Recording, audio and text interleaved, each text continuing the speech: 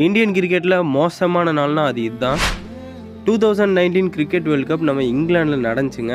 அந்த டோர்னமெண்ட்டில் நம்ம Indian team 9 league மேட்ச்சில் 8 லீக் மேட்ச் ஜெயிச்சிருந்தாங்க. ஸோ செம்ம டாமினண்ட்டாக விளாண்டு செமிஃபைனலுக்கு குவாலிஃபை ஆனாங்க.